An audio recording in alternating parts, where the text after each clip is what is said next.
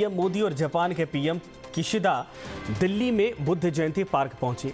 इस दौरान पीएम मोदी ने किशिदा को भारत के स्वाद से भी रूबरू करवाया। पीएम मोदी ने जापान के पीएम को गोलगप्पे खिलाए। इस दौरान किशिदा ने लस्सी भी बनाने का अनुभव लिया। पीएम मोदी और जापान के पीएम किशिदा ने आम पन्ना का भी स्वाद चखा। तस्वीर आपके सामने। गोलगप्पे का जायदा बाकायदा जापानी पीएम ने, और इसके अलावा चाय पर भी चर्चा हुई। कुल्हड़ में चाय पीते प्रधानमंत्री और जापान के पीएम दोनों दिखे। इसके अलावा आम पन्ना का स्वाद हर हिंदुस्तानी को पता है, वो भी जापानी पीएम को सौंपा गया। उन्होंने इसका स्वाद चखा है। तस्वीर आपके सामने इस वक्त 3 और ये बेहद है ख़ास तस्वीरें हैं, क्योंकि इसके पहले भी जब शिंजो आबे आते थे, आपको याद होगा, तभी प्रधानमंत्री इसी तरीके से उनकी आगवानी करते थे। और एक बार फिर से वही रिश्ते, वही व्यवहार, वही अंदाज दिखा प्रधानमंत्री का।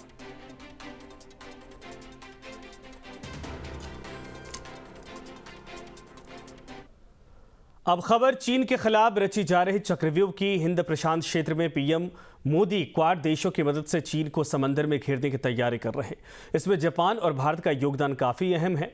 हिंद प्रशांत क्षेत्र में क्वाड की अगली रणनीति क्या होगी, इस पर चर्चा के लिए आज दिल्ली में पीएम मोदी से जापान के पीएम फूमियो किशिदा ने मुलाकात की है।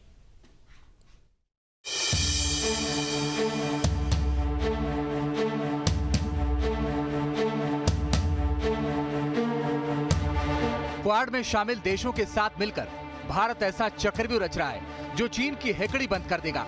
समंदर पर चीन अब मनमानी नहीं कर पाएगा। इसमें अमेरिका और ऑस्ट्रेलिया के साथ ही जापान भी अहम भूमिका निभा रहा है। भारत के साथ युद्धाभ्यास कर जापान लगातार क्षेत्र में क्वाड की ताकत बढ़ाने में लगा है। क्वाड से चीन खौफ खाने लगा है, क्योंकि चीन जानता है कि क्वाड का एकमात्र मकसद हिंद प्रशांत क्षेत्र में उसके दबदबे को रोकना है।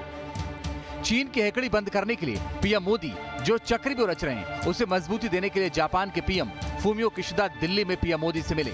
इसका मकसद चीन की किसी भी हरकत का समय रहते माकूल जवाब देना है। चीन को रोकने के लिए क्वाड एक बहुत ही सशक्त योजना है, और इस योजना को जमीन पर लाने में प्राइम मिनिस्टर मोदी, जापान के प्राइम मिनिस्टर, इन दोनों का बहुत बड़ा योगदान रहा है।